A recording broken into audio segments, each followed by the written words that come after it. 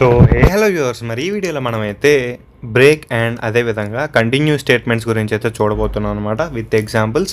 So మరి వీడియోలకు వెళ్ళే ముందు నాదొక చిన్న రిక్వెస్ట్, మీరు కనుక మన ఛానల్ని ఫస్ట్ టైం చూస్తున్నట్లయితే కనుక make sure that you subscribe to our channel so that ఫర్దర్గా వచ్చే వీడియోస్ ఏమున్నా సరే, లైక్ ఏ కోర్స్ ఉన్నా సరే, యూ వోంట్ మిస్ దెమ్ అనమాట. So you will learn something from them. So first అయితే మనం బ్రేక్ స్టేట్మెంట్ గురించి అయితే చూద్దాం.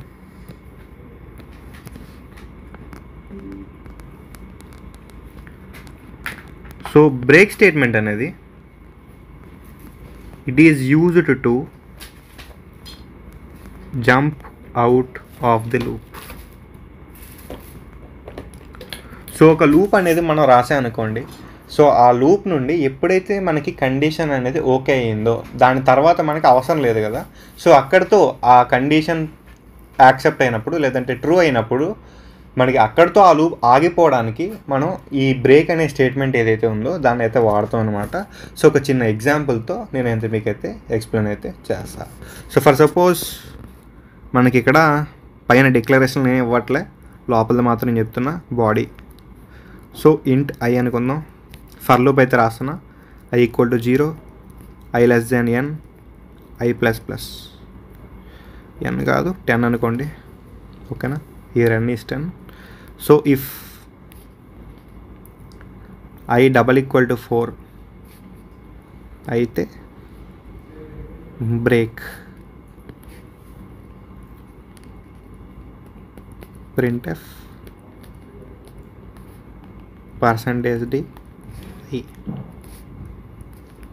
సో పైన హ్యాష్ ఇంక్లూడ్ ఉంటుంది, కింద రిటర్న్ 0 ఉంటుంది. సో అవన్నీ నేను రాయలే ఎందుకంటే స్పేస్ అనేది సరిపోదు.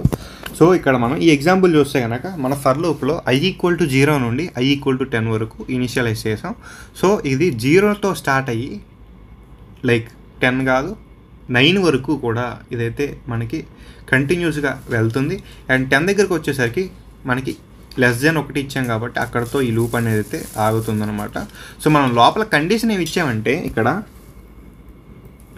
If I double equal to 4 అయితే ఒకవేళ ఐ అనేది 4 ఐ 0లో ఉంది, 0 నుంచి 1కి వెళ్ళద్ది. ఎందుకు ఐ డబల్ ఈక్వల్ టు 4 కాదు కదా, ఐ ఈక్వల్ టు 0 అంటే 0 డబల్ ఈక్వల్ టు 4 కాదుగా. సో ఇంక్రిమెంట్ అవ్వద్ది, ఇంక్రిమెంట్ అయింది మళ్ళీ ఏమవుద్ది 1కి వచ్చుద్ది, మళ్ళీ కండిషన్ అనేది చెక్ అవుద్ది.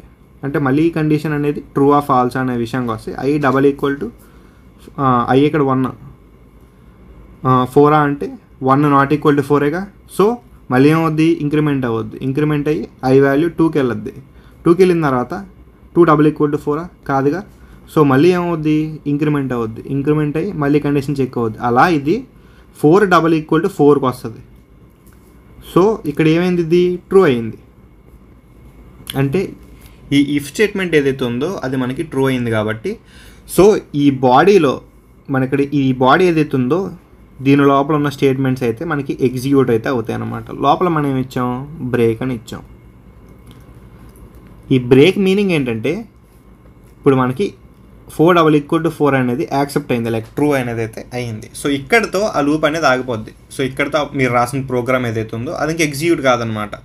సో దాని తర్వాత మీరు ఇక్కడ ప్రింట్ఎఫ్ స్టేట్మెంట్ ఇచ్చారు కదా, సో మీకు అవుట్పుట్లో 4 అనేది ప్రింట్ అవుద్ది, ఓకేనా.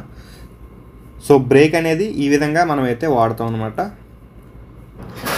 సో నెక్స్ట్ మనం అయితే బ్రేక్ స్టేట్మెంట్ గురించి అయితే చూద్దాం. సో ఇక్కడ మనకి బ్రేక్ స్టేట్మెంట్ ఏదైతే ఉందో ఇది ఏం చేస్తుందంటే బ్రేక్స్ ఓన్లీ 1 ఇటరేషన్. సో మనకి ఏదైతే స్పెసిఫిక్ కండిషన్లో ఇటరేషన్ ఏదైతే ఉందో దాన్ని మాత్రమే ఇది బ్రేక్ చేస్తుంది, మిగిలినవన్నీ కూడా మనకి ఏంటంటే ఎగ్జిక్యూట్ అవుతాయి అనమాట. లైక్ ఇక్కడ మనం ఎగ్జాంపుల్ చూస్తే సేమ్ మనకి ప్రీవియస్ ఎగ్జాంపుల్ లాగే I equal to 0, I less than 10, I plus plus అని చెప్పి మనం అయితే ఇచ్చాం. సో 0 నుంచి 9 వరకు మనకి కంటిన్యూస్గా లెక్క అయితే ప్రింట్ అవ్వాలి.